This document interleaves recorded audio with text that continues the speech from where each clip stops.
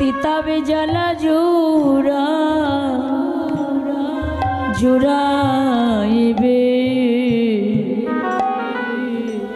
ভক্তের চরণ ধুলি অঙ্গে অঙ্গে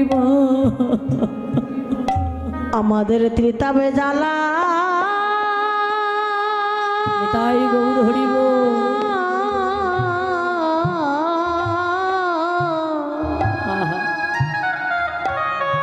ওগো ত্রিতাবে জ্বালা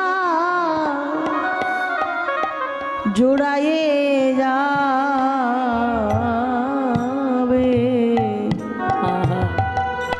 সবাই মাখো ভক্তে চরণ ধুলি মাখো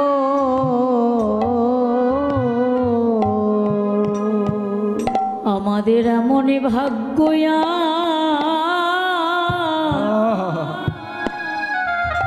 হায় কি না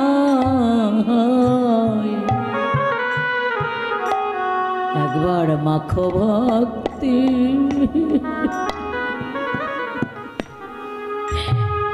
চরণের ধুলি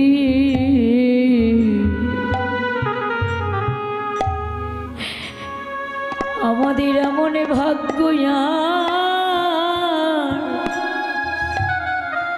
হয় কি না হয়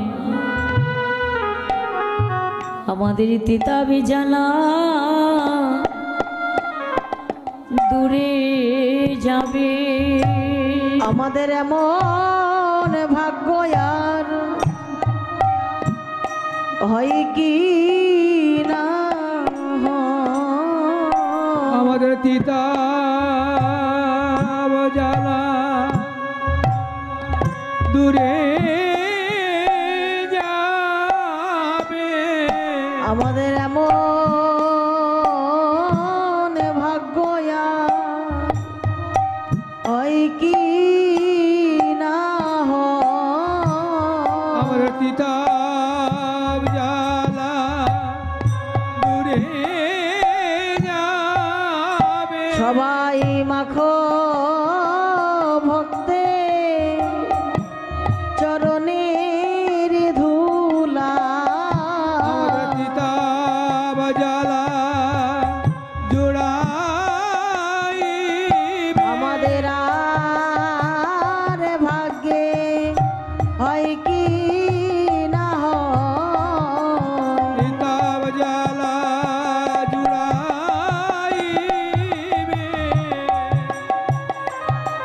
এমন ভাগ্য আর হয় কি না হয় আমাদের তিতাব জ্বালা জোড়াইবে আমাদের আর ভাগ্যে হয় কি না হয় তিতাব জ্বালা জোড়াইবে সবাই মাখো ভক্তের চরণের ধুলি হয় কি না হয় মাখো ভক্তের চরণের ধুলি আমাদের আমাদের আর ভাগ্যের তাই গৌর হরিব তিতাবে জ্বালা দূরে যাবে আর ভাগ্যে হয় কি ও তিতাবে জ্বালা দূরে যাবে সবাই মাখো ভক্তের চরণের ধুলি মাখো মহাপ্রভু আমার সারানিশি হরিনাম করে গদাধরকে বক্ষে জড়িয়ে ধরে শয়নে আছে। যখনই মহাপ্রভু গদাধরকে সঙ্গে নিয়ে শয়নে আছে সকল নদিয়া নাগরিকগণ ছুটে এসেছে আমার মহাপ্রভুর কাছে। সকলে আমার গৌরহরির কাছে ছুটে এসেছে। কেউ ঘরে থাকতে পারলেন না। আমার লাইনটা বারবার চলে যাচ্ছে। কেউ ঘরে থাকতে পারলেন না গো, সবাই ছুটে এসেছে মহাপ্রভুর কাছে। মহাপ্রভুর কাছে ছুটে এসে সকল নদিয়া নাগরিকগণ গৌর চরণে নিজেকে উজাড় করে দিলেন বাবা। প্রভাতকালে তাদের মন প্রাণ দেহ যৌবন সব কিছু আমার গৌর চরণে উজাড় করে দিয়েছেন। সবাই একে একে গৌর চরণে জানালেন, গৌর হে, আমরা এই প্রভাতকালে ঘর ছেড়ে তোমার কাছে এসেছি। হে দয়াময়, একবার তুমি তোমার চরণ তলে আমাদের আশ্রয় দাও। হে প্রভু, তোমার চরণে আমাদের আশ্রয় দাও। হে দয়াময়, হে গৌর হরি, তোমার চরণ ছাড়া আমাদের করে দিও। তোমার ওই রাতুল চরণে আমাদের একটু আশ্রয় দাও। প্রভাতকালে সকল ভক্তগণ আমার গৌর চরণে মনপ্রাণ সঁপে দিয়েছেন বাবা। যখনই মহান মনপ্রাণ সঁপে দিলেন, দেখতে পায় আমার গৌরের নয়ন যুগল ঘুমে ঢুলু ঢুলু করছে। কেন জানো? সারানিশি জাগা তো, শ্রীবাস অঙ্গনে সারানিশি হরিনাম করেছে তো, তাই তার গৌরের নয়ন যুগল ঘুমে ঢুলু ঢুলু করছে। বৈষ্ণব কবি এক পাশে দাঁড়িয়ে বললেন, দেখো দেখো, আজি ঘুমে ঢুলো ঢুলো গোরা,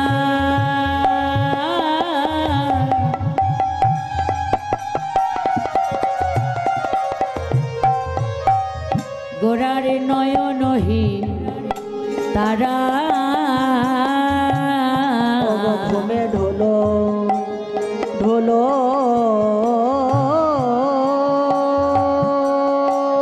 গোরা,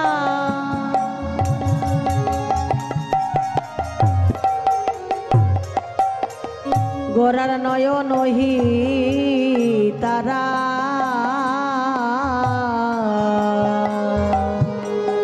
আবার অলসে ঈশত মোদিত পাতা, অলসে ঈশত মোদিত পাতা, গৌরের নয়ন যুগল ঘুমে ঢুলু ঢুলু করে, নয়ন যোগ ঢোলো ঢোলো করে, গৌরের নয়ন যুগল ঘুমে ঢুলু ঢুলু করে, নয়ন যোগ ঢোলো করে, ওগো সারা নিশি